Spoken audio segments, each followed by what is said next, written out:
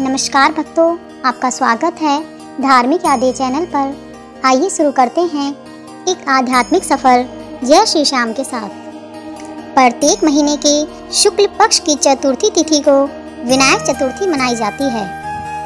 यह दिन भगवान गणेश की आराधना के लिए समर्पित है। इस दिन गणेश जी की विधि विधान पूर्वक पूजा अर्चना करने से व्यक्ति के जीवन में आ रही सभी समस्याएं और बाधाएं दूर होती हैं। कथा के अनुसार एक बार भगवान शिव तथा माता पार्वती नर्मदा नदी के किनारे बैठे थे। वहां माता पार्वती ने भगवान शिव से समय व्यतीत करने के लिए चौपड़ खेलने को कहा। शिव चौपड़ खेलने के लिए तैयार हो गए, परंतु इस खेल में हार जीत का फैसला कौन करेगा, यह प्रश्न उनके समक्ष उठा। तो भगवान शिव ने कुछ तिनके इकट्ठे करके उनका एक पुतला बनाया और उसकी प्राण प्रतिष्ठा कर दी और पुतले से कहा, बेटा, हम चौपड़ खेलना चाहते हैं, परंतु हमारी हार जीत का फैसला करने वाला कोई नहीं है। इसलिए तुम बताना कि हम दोनों में से कौन हारा और कौन जीता। उसके बाद भगवान शिव और माता पार्वती का खेल शुरू हो गया। यह खेल 3 बार खेला गया और संयोग से तीनों बार माता पार्वती ही जीती। खेल समाप्त होने के बाद बालक से हार जीत का फैसला करने के लिए कहा गया, तो उस बालक ने महादेव को विजयी बताया। यह सुनकर माता पार्वती क्रोधित हो गई और क्रोध में उन्होंने बालक को लंगड़ा होने का श्राप दे दिया। बालक ने माता पार्वती से माफ़ी मांगी और कहा कि यह मुझसे अज्ञानतावश ऐसा हुआ है, मैंने किसी द्वेष भाव में ऐसा नहीं किया।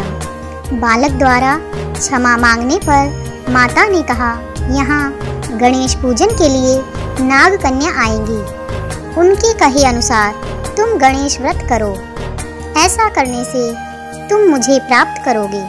ये कहकर माता पार्वती शिव के साथ कैलाश पर्वत पर चली गईं। 1 वर्ष के बाद उस स्थान पर नाग कन्या आई।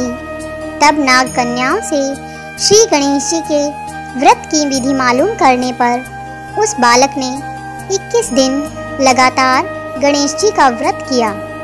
उसकी श्रद्धा से गणेश जी प्रसन्न हुए और उन्होंने बालक को मनोवांछित फल मांगने के लिए कहा। उस पर उस बालक ने कहा, हे विनायक, मुझ में इतनी शक्ति दीजिए कि मैं अपने पैरों से चलकर अपने माता पिता के साथ कैलाश पर्वत पर पहुंच सकूं और वे यह देखकर प्रसन्न हो। तब बालक को वरदान देकर श्री गणेश जी अंतर्ध्यान हो गए।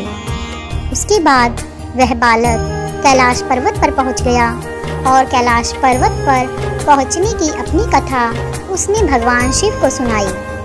चौपड़ वाले दिन से माता पार्वती शिव जी से विमुख हो गई थी, अतः देवी के रुष्ट होने पर भगवान शिव ने भी बालक के बताए अनुसार 21 दिनों तक श्री गणेश जी का व्रत किया।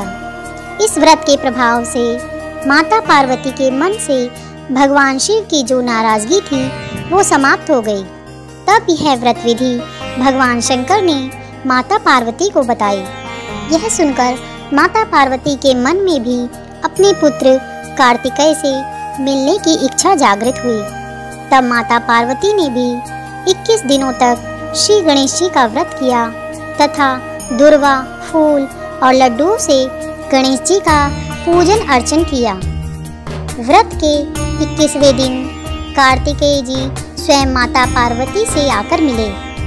उस दिन से गणेश चतुर्थी का यह व्रत समस्त मनोकामनाओं की पूर्ति करने वाला व्रत माना जाता है।